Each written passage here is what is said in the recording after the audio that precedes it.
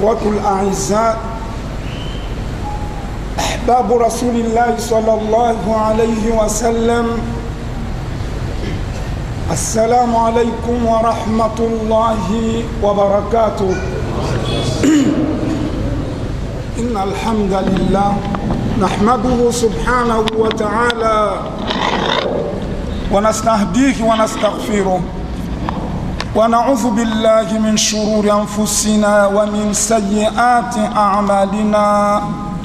من يهده الله فلا مضل له ومن يضلل فلا هادي له، وأشهد أن لا إله إلا الله وحده لا شريك له، وأشهد أن محمدًا عبده ورسوله صلى الله عليه وسلم. يا أيها الذين آمنوا اتقوا الله حق تقاته ولا تموتن إلا وأنتم مسلمون.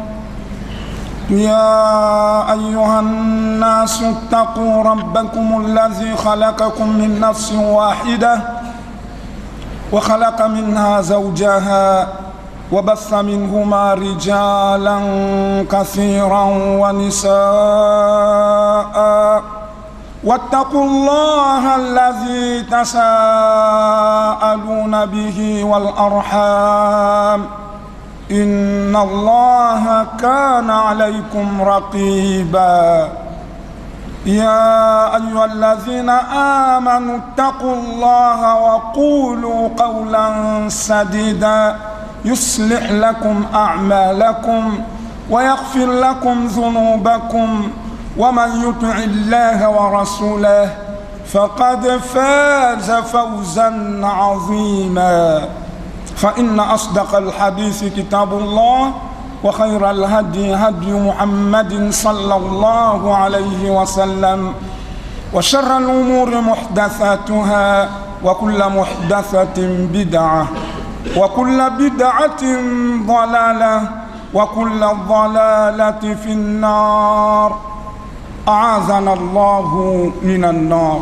رب اشرح لي صدري ويسر لي أمري واحلل عقدة من لساني يفقه قولي. طيب، إخوة الأعزاء، أحباب رسول الله صلى الله عليه وسلم، خطبتنا اليوم إن شاء الله نعيش مع تفسير سورة الملك. Ndugu Islam, hutuba yetu ya leo tutaifasiri surati al-Mulk, sura yenye aya 30, sura ambayo fadhila zake hazitutoshi. Alikuwa mtume anawaambia maswahaba kila mmoja fikra yake iwe kwenye sura hii. Maana ya sura hii aiweke, kwa sababu sura hii inatuonesha kwamba mambo yote yanempata mtu, uwezo wote yako mikononi mwa Allah. Na alikuwa mtume sallallahu alaihi wasallama halali ila anaisoma sura hii kabla ya kulala.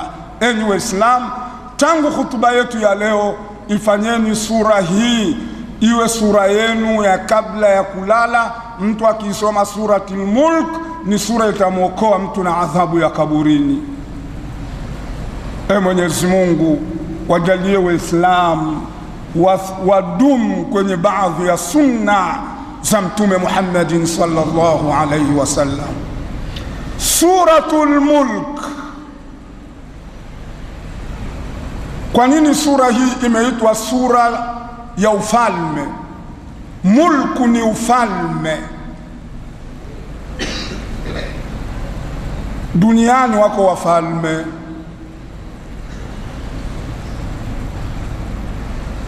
lakini akhira ufalme ni wake Allah subhanahu wa ta'ala. Ufalme wa hakika, ndugu zangu Waislamu, ni wa yeye Mwenyezi Mungu. Kullu man alaiha fan wa yabqa wajhu rabbika dhul jalali wal ikram, vyote vilioko juu ya ardhi vitatoweka. Siku hiyo ndugu zangu Waislamu, itanadiwa, atanadi mwenye kunadi awaambie watu, limanil mulku al-yawm, ufalme ni wanani leo? Ijibu dhati ya Allah, almulku lillah alwahidul qahhar, falme wa leo ni wake Allah, ye peke yake, uwezo wake umekipindukia kila kitu, jalla fi'la. Tayib, Allah, sura hii imeitwa sura ya ufalme kwa sababu yeye ndio mfalme wa hakika. Wengine ni wafalme wa pirate wa muda tu, kuna saa ufalme wote watavuliwa. Akajisifu ndani ya Qur'ani kwa sifa ya ufalme. Hebu sikilizeni. Kulillahumma malikal mulk tu'til mulka man tasha wa tanzi'ul mulka mimman tasha wa tu'izzu man tasha wa tudhillu man tasha biyadikal khair. Allahu akbar. Sema e mtume katika kumsifu Mungu, kulillahumma malikal mulki, e mwenye kumiliki ufalme wa hakika,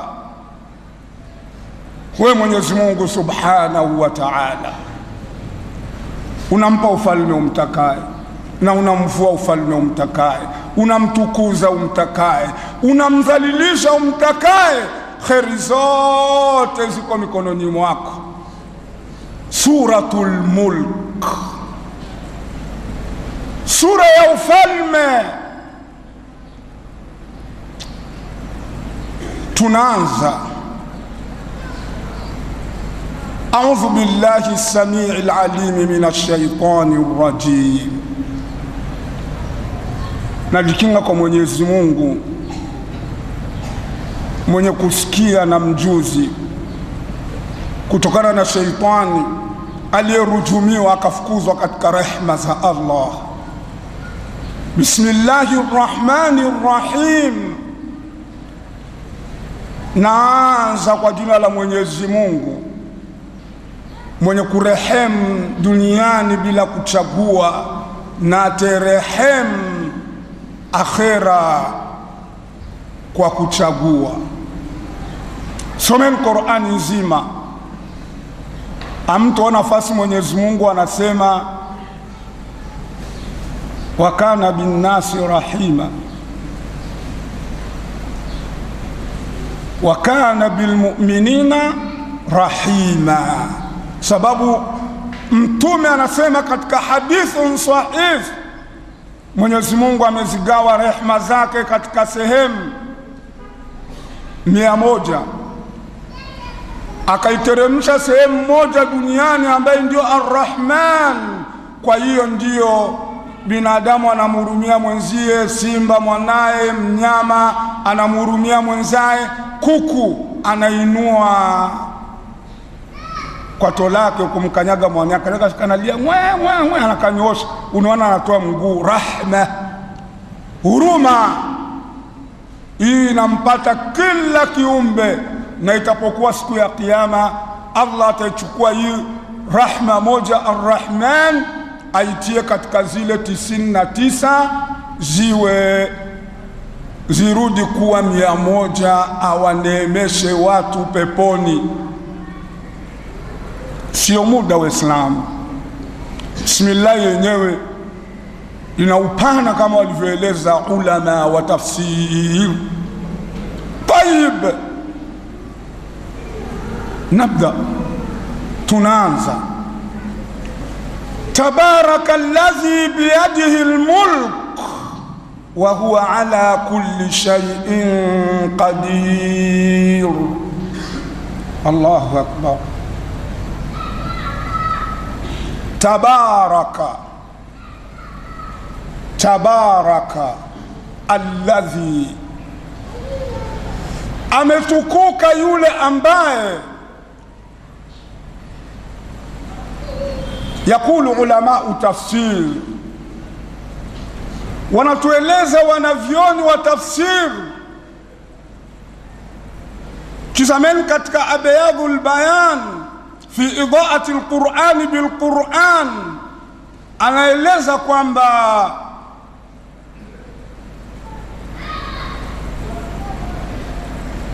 jaala ismul mawsul ala ismi aljalal in dalla ala shay'in fa innama yadullu ala tafkhim. Limeondolewa jina la dhati Allah. Aya hii wanasema tabarakallahu, ametukuka Mwenyezi Mungu, alafu imeondolewa jina la jalal Allah, linaweka jina la kuingia ismul mausul tabarakalladhi, ametukuka nani? Yule ambaye. Warabu wanasema katika ilmu ya balagha, likiondolewa jina hapa linaweka jina la kuingia, ni dalili ya kutukuza, kuonesha ukubwa wa kitu. Na mifano kama hii katika Qur'ani iko mingi sana. Walau tara idhi dhalimina mawqufun, ungewaona. Nani angewaona? Ewe Mtume Muhammad. Walau tara anta, imeondolewa anta kuonesha ukubwa na hali nzito itawapata hawa watu hiyo siku ya Kiyama. Allahu akbar. Tabarakalladhi, ametukuka nani? Yule ambaye biyadihi almulk, ufalme wote wa hakika uko mikononi mwake. Wa huwa ala kulli shay'in qadir, na yeye juu ya kila kitu ni muweza.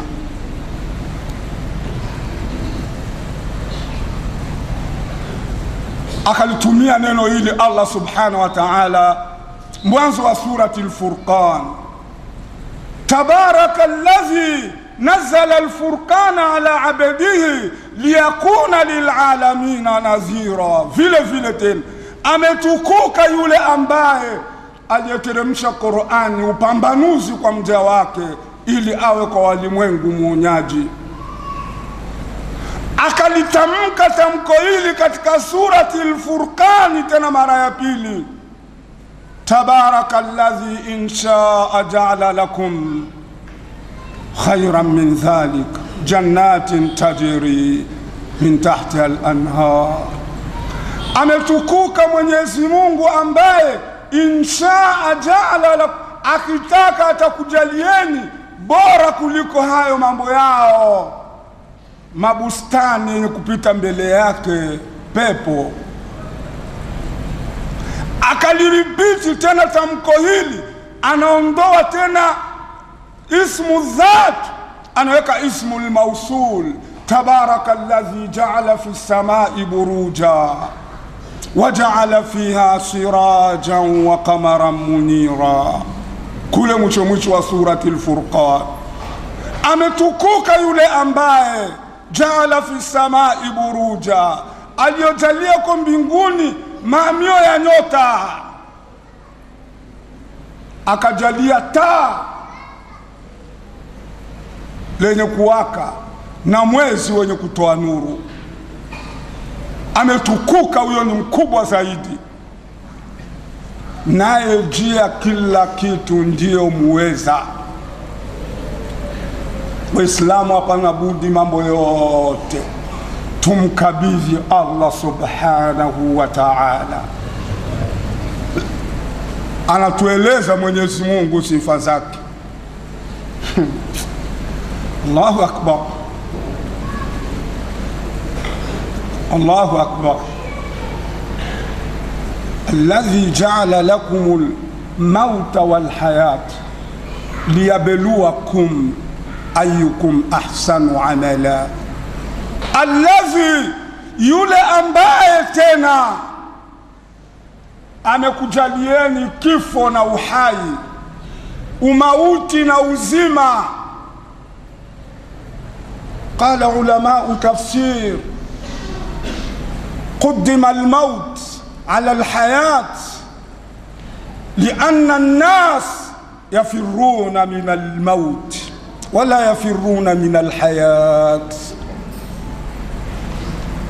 Mwenyezi Mungu ametanguliza kifo kabla ya uhai, kwa sababu binadamu huwa wanaogopa kifo, hawaogopi uhai. Mletee habari leo, Sheikh Isa amezaa mtoto. Mtoto gani? Mwanaume, mwanamke? Alhamdulillah, Mungu atuwekee mashaallah. Leo kamwambie Sheikh Yusufu mgonjwa kafa, alikuwa mgonjwa jana, alikuwa msikitini, kila mtu angetemeka, watu wote wanaogopa kifo. Ndiyo Allah akatanguliza kifo kabla ya uhai, kwa sababu ndiyo kenye mwanadamu anaokopa. Amejalia kifo na uhai, sio kwa sababu nyingine, liyabeluakum ayyukum ahsanu amala, atizame ni nani katika nyinyi, awajaribuni, awapeni mtihani.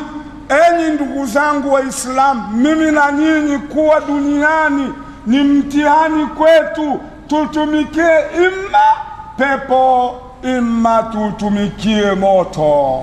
Maisha yetu ya duniani ni mtihani kwetu. Tuko Waislamu katika chumba cha mtihani dunia. Hatuna muda, aya za Qur'ani nyingi sana. Anaambiwa Mtume Muhammad sallallahu alaihi wasallam na Mola wake Mwenyezi Mungu ndani ya Qur'an, la'allaka baqi'un nafsaka ala atharihim in lam yu'minu bihadha alhadithi asafa inna ja'alna ma'ala al-ardi zinatan laha linabluwahum ayyuhum ahsanu amala wa inna laja'iluna ma 'alayha sa'idan juruza. Alikuwa Mtume sallallahu alaihi wasallam anapowalingania ndugu zake wanakaidika, alikuwa anapupa Mtume awaongoze. Mungu anamwambia, tunaona kwamba wewe unakurubia kuangamiza nafsi yako, ikiwa kama hawasikia mazungumzo wewe unayowaambia, unataka kujiangamiza kwa hasara na huzuni kwa vitendo vyao. Sisi tumejalia viliokuwa juu ya ardhi pambo la ardhi, zinatan laha, ili tumeviweka wanawake, madhahabu, mamali, hivyo tulikuwa juu ya ardhi. Waislamu ni mtihani kwetu. Allah subhanahu wa ta'ala atizame ni yupi katika sisi atashindana nafsi yake, amche Mwenyezi Mungu, yumo katika kheri. Faraaita man ittakhadha ilahahu hawa, unamuona yule anafanya kipenda roho chake ndio Mungu wake. We Mwenyezi Mungu ni mlinzi wake, we Mtume ni mlinzi wake. Kwa hivyo ndugu zangu Waislamu, neema zote zimetuzunguka duniani ni mtihani kwetu, tushindane nazo, tuifunge nafsi fundo, tupasi twende peponi au tushindwe twende motoni. Vyote Mwenyezi Mungu baada yake atavijalia viwe ni mchanga uliokauka tu ile kupeperuka.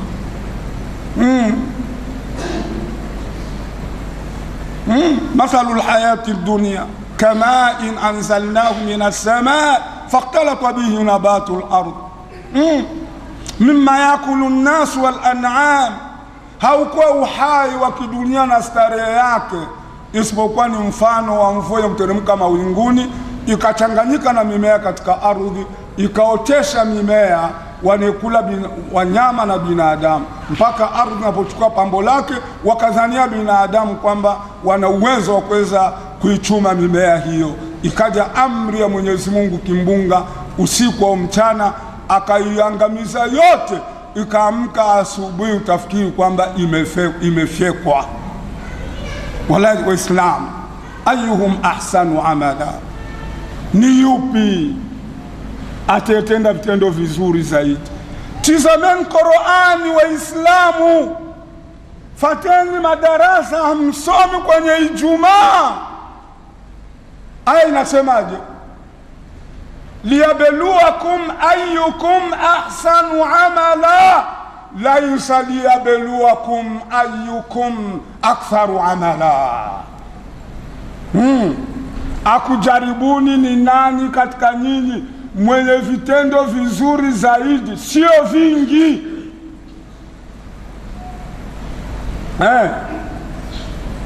Unaama na mito, ulale kashikano, wende wapi mwaka mzima? Hapana. Uhame msikiti kwamba ndio vitendo vingi? Hapana. Ahsan, Mwenyezi Mungu ana haja na vizuri, sio vingi. Bara ya maza Barundi ibi binshi biritwa vibaya vingi vinashindwa na vizuri vidogo. liyabluwakum ayyukum ahsanu amala, ili akujaribuni ni nani katika nyinyi atakuwa na vitendo vizuri zaidi. Waislamu, vitendo havi zaidi vizuri mpaka viwafiki kitabu na sunna.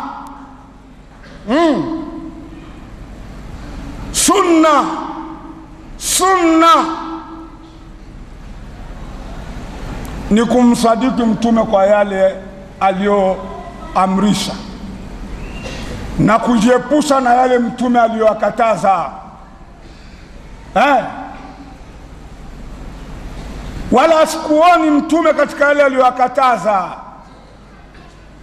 Allah ana shida vitendo vyetu vyenye kuwafiki kitabu na sunna, sio vitendo tulale misikitini sana, tuache wanawake, tusafiri twende kashikano, hatuonekani, khuruj mwaka mzima. Aina hadha? Ay khuruji hadha? Lau kana khairan la sabaquna ilayhi, ingelikuwa hiyo ndio kheri, basi mtume na maswahaba wangetutangulia. Mumna safiri kashikano, mtume Abu Bakari angesafiri akenda Shini. Kama ingelikuwa hiyo ndio dini, ingelikuwa kheri, wangetutangulia. Acheni kuelezeni Ijumaa iliyopita, acheni kuichezea dini.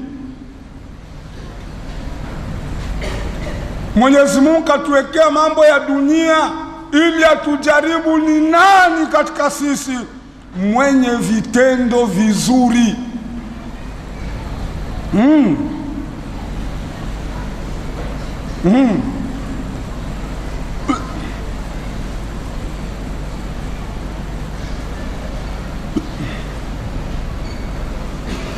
Naam, Allah subhanahu wa ta'ala anamalizia aya, anasema yeye Mwenyezi Mungu ni mwingi wa maghfira na mwingi wa rehma. Allah subhanahu wa ta'ala mwingi wa maghfira kwa vitendo vyetu ambavyo vitakuwa vinawafiki kitabu na sunna. Tusizui katika dini.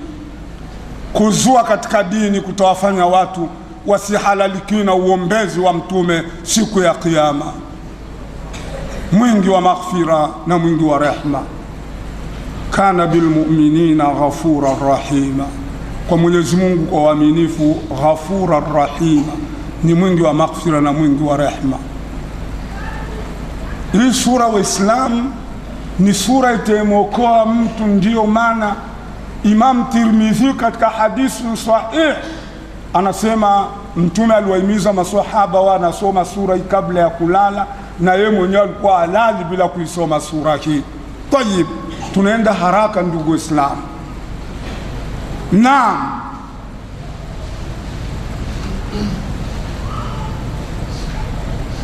alladhi ja'ala as-samawati alladhi ja'ala as-samawati wal ardi, Mwenyezi Mungu azza wa jalla, yeye ambaye aliyeumba mbingu, khalaqa as-samawati tibaqa, ameziumba mbingu tabaka tabaka, ameziumba mbingu Islam tabaka tabaka, kwa sababu kuna aya nyingi katika hizi maudhuat ndani ya Qur'ani zinashabihiana kuhusu kuumba mbingu. Inataka tufanye bahthi amik, lakini siwi ndefu sana. Ameziumba mbingu 7 tabaka tabaka, moja baada ya moja. Khalaqa 7 samawatin tibaqa. Khalaqa as-samawati bighayri amadin tarawnaha wa alqa fil ardi rawasiya an tamida bikum.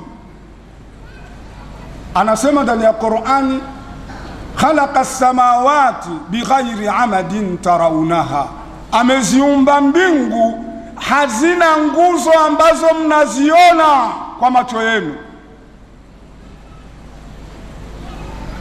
Wa alqa fil ardi rawasiya an tamida bikum, na akaiweka milima mikubwa mikubwa ardhini, iwe vijingi vya kuishika ardhi, isikuyumbisheni yumbisheni. Wabatha fiha min kulli dabba, na akaeneza umo ardhini kila chenye kutembea, wanyama mbalimbali vyenye kutikisika katika ardhi, ma yadubu ala al-ardhi, vyenye uhai vyenye kutembea juu ya ardhi. Wa anzalna minas samai maa, na tukateremsha maji kutoka mawinguni. Faambatna fi, tukaotesha humo katika ardhi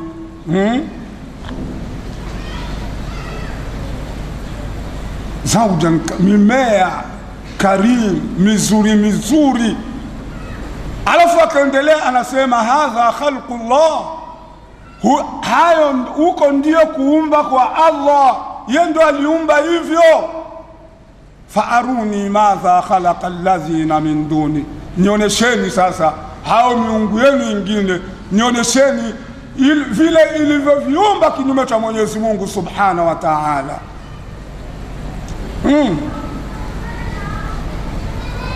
Subhanallah, subhanallah. Awalam yara alladhina kafaru anna as-samawati wal arda kanata ratqan fafataqnahuma waja'alna min al-ma'i kulla shay'in hayy. Subhanahu wa ta'ala. Awaoni waliokufuru kama Allah subhanahu wa ta'ala, mbingu na ardhi kwa vimekamatana, kanata ratqa fafataqnahuma, tukaviachanisha. Mungu akapandisha mbingu ipande, ardhi ibaki chini.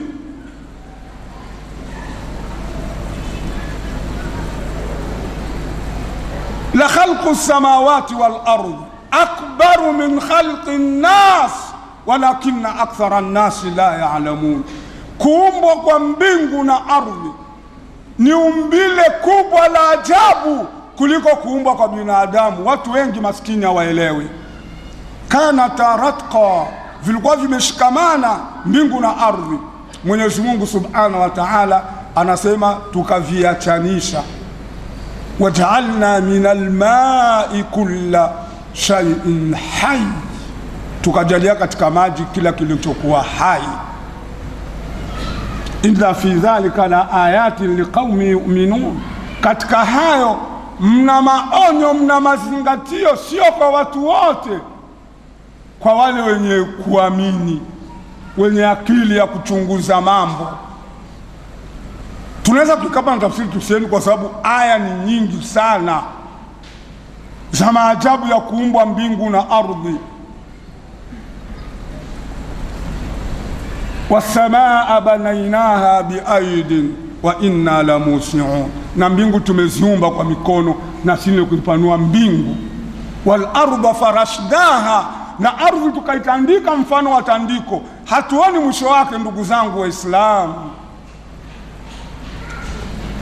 Amezungumzia Mungu aya nyingi sana.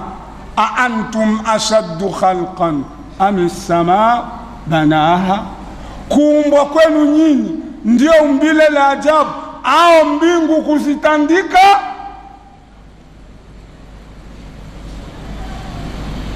Alladhi khalaqa sab'a samawatin tibaqa. Anaendelea Waislamu subhanahu wa ta'ala. Allahu akbar. Ma tara fi khalqi arrahmani min tafawut. Inua macho yako tangu uliumbwa, tangu baba yetu Adam, viumbe wamekeketea mpaka leo umma wa Muhammad. Hautaona katika maumbile ya Mwenyezi Mungu tofauti. Thumma rji'il basara karratayn, kisha rejeshe macho yako mara ya pili, kwa sababu mara ya kwanza mtu atazamaji vizuri, wewe kama hivi ushoni vizuri. Mara ya pili unagundua tena, observation. Qur'an ndio inatuambia jicho la mwanzo huwa lina mambo fulani yanayapenya, ndio Allah anatuambia utafiti, uchunguzi. Farji'il basara karratayn yanqalibu ilayka albasar khasi'an wa huwa hasir.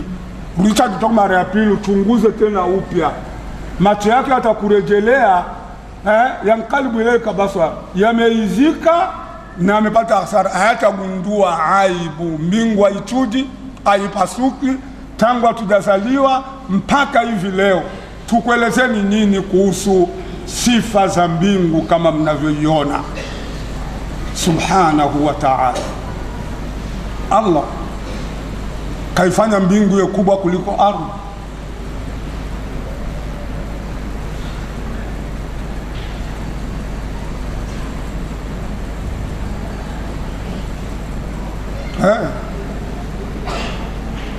Iko angani, inaogelea, haichuji. Tumuulize Mwenyezi Mungu ndani ya Qur'an, sijui tuikae tafsiri atuendi tutaishia papa. Yanqalibu ilayka albasaru khasi'an wa huwa hasir. Allah anaendelea sasa, tunakwenda haraka. Hii maudhui ni pana, lakini tunataka tuifupize kwa santesi ambayo itaeleweka. Tutizame hali tuliyokuwa nayo Waislamu, tuishi katika kimvuli cha Qur'ani. Subhanahu wa ta'ala amma yasifun. Mwenyezi Mungu ametukuka na yote wanayemwambia. Walaqad zayyana as-samaa ad-dunya bimaswabih waja'alnaha rujuman lish-shayatin wa a'tadna lahum adhab as-sa'ir. Mwenyezi Mungu anasema wallahi, kwa lamu ya kuapia na urufu ya kuhakikisha. Warabu anasema harfu qad idha dakhala fi fi'l al-mad in dalla ala shay'in fa innama yadullu ala ta'kid al-fi'l.